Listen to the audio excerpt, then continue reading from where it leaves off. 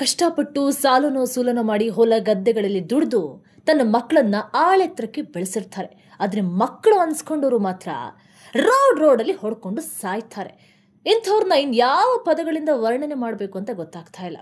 ಯಾಕಂತ ಹೇಳಿದ್ರೆ ಮಂಡ್ಯದಲ್ಲಿ ಒಂದು ಘಟನೆ ನಡೆದಿದೆ. ಒಂದು ಸಿಗರೇಟ್ ವಿಚಾರವಾಗಿ ಒಂದು ಕ್ಷುಲ್ಲಕ ಕಾರಣಕ್ಕಾಗಿ ಒಬ್ಬ ವ್ಯಕ್ತಿಯನ್ನೇ ಮುಗಿಸ್ಬಿಟ್ಟಿದ್ದಾರೆ.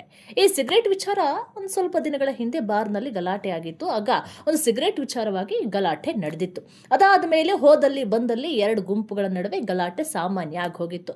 ಇದು ನೋಡಿದವ್ರಿಗೂ ಸಹ ಸಾಕಾಗಿ ಹೋಗಿತ್ತು. ಎಷ್ಟು ದಿನ ಗುರು ಈ ಥರ ಜಗಳ ಮಾಡ್ಕೊಂಡು ಸಾಯ್ತಾರೆ, ಒಂದಿನಾದರೂ ಇವ್ರನ್ನಿಬ್ಬರನ್ನ ಕೂರಿಸ್ಕೊಂಡು ಎರಡು ತಂಡಗಳನ್ನು ಕೂರಿಸ್ಕೊಂಡು ಸ್ವಲ್ಪ ಸಮಾಧಾನ ಪಡಿಸೋಣ ಅಂಥೇಳಿ ನಿನ್ನೆ ರಾತ್ರಿ ಏನು ಮಾಡಿದಾರೆ ಅಂತ ಹೇಳಿದ್ರೆ ಕೂತ್ಕೊಂಡು ಮಾತಾಡೋಣ ಅಂತೇಳಿ ಎರಡು ತಂಡಗಳನ್ನು ಕರೆಸಿದಾಗ ಅಲ್ಲೂ ಕೂಡ ಗಲಾಟೆ ಶುರು ಮಾಡಿಕೊಂಡು ಯಶವಂತನ ಹುಡುಗನನ್ನ ಹೊಡೆದು ಸಾಯಿಸ್ಬಿಟ್ಟಿದ್ದಾರೆ. ಎಂಥ ಅಮಾನವೀಯ ಘಟನೆ ಅಂತ ಹೇಳಿದ್ರೆ, ಕುಡ್ದಂಥ ಮತ್ನಲ್ಲಿ ತಾನು ಏನು ಮಾಡ್ತೀನೋ ಏನು ಸಹ ಗೊತ್ತಾಗದೆ ಡ್ರಗ್ಸ್ ತಗೊಂಡಿರ್ತಾರ ಅಥವಾ ಇನ್ಯಾವ ಮಾದಕ ವಸ್ತುಗಳನ್ನು ತಗೊಂಡಿರ್ತಾರ ಅಂತ ಗೊತ್ತಿಲ್ಲ, ಒಂದು ಅಮಾಯಕ ಜೀವವನ್ನೇ ಬಲಿ ಕೊಟ್ಟಿದ್ದಾರೆ. ಇದನ್ನೆಲ್ಲ ನೋಡ್ತಾ ಇದ್ರೆ ದುಡಿದು ತಿನ್ನೋದಕ್ಕೆ ಯೋಗ್ಯತೆ ಇಲ್ಲದಂಥ ಮಕ್ಕಳು, ನಾಲಾಯಕ ಮಕ್ಕಳು ಅಪ್ಪ ಅಮ್ಮನ ಹೊಟ್ಟೆ ಉರ್ಸೋದಕ್ಕೆ ಇಂಥ ಕೆಲಸಗಳನ್ನು ಮಾಡ್ತಾರೆ.